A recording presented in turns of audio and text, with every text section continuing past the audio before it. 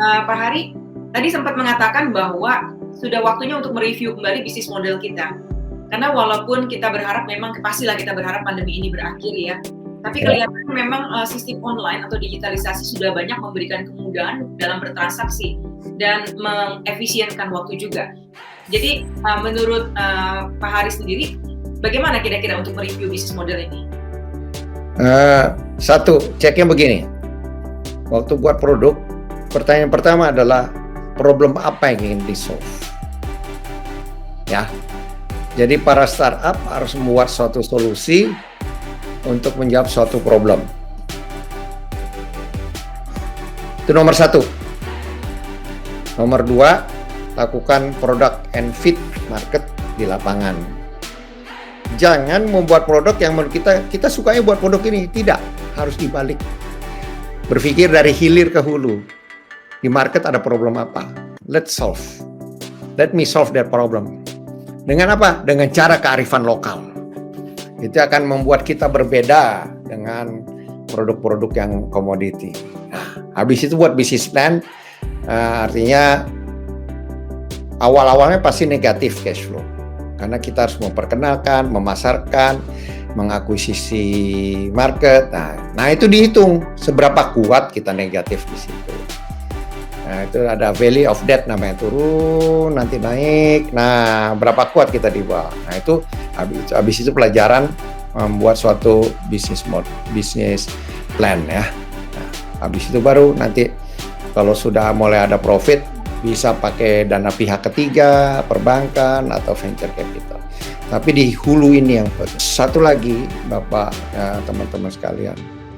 Nanti siapapun yang akan membiayai kalian, mereka akan tanya bisnis plan. Tapi itu nomor dua. Nomor satu adalah mereka akan melihat who are you? Siapa kamu? Track record kamu gimana? Bisa dipercayakah? Suka berbohong sama orang kah? Gitu ya. Selalu berpikir dari hilir ke hulu ya, jangan dibalik. Ini banyak dari bukan hanya ekonomi kita, para UMKM itu mulai dari diri sendiri. Oh, saya suka ini, saya bikin bisnis ini. Tapi tidak bisa identify siapa target marketnya gitu. Kita mulai dari hilir. Ini target market, ada target market yang belum di-serve, belum dilayani. Problemnya apa? Kita solve problem itu. Nah, jadi harus ada kejelian di situ ya.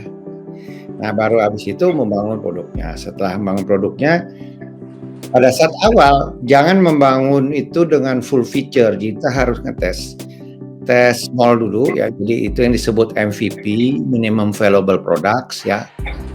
Kalau kita mau jualan makanan, mau langsung full menu dikit dulu kita tes dan umumnya pada saat kita tes product market fit itu gratis.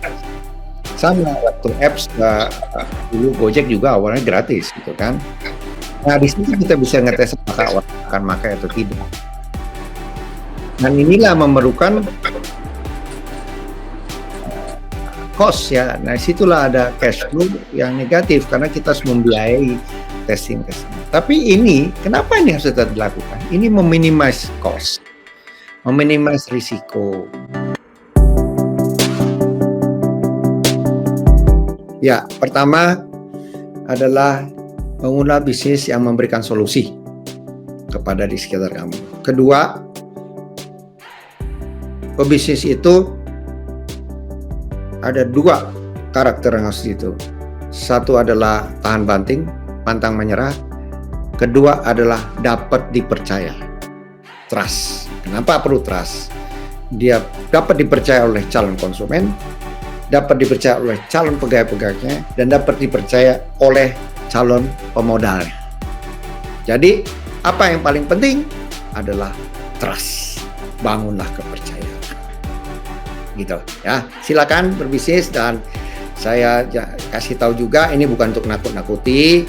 Setiap orang yang berbisnis tidak langsung sukses ya. Hanya 2-3 kali. Nah, tapi mumpung masih muda, belajarlah dari kegagalan itu bukan berarti akhir dari kegagalan itu adalah pelajaran ya, belajar. Saya juga beberapa kali gagal.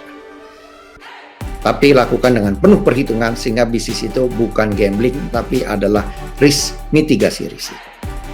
Silakan bangun, kita masih memerlukan banyak pebisnis untuk bangun ekonomi Indonesia.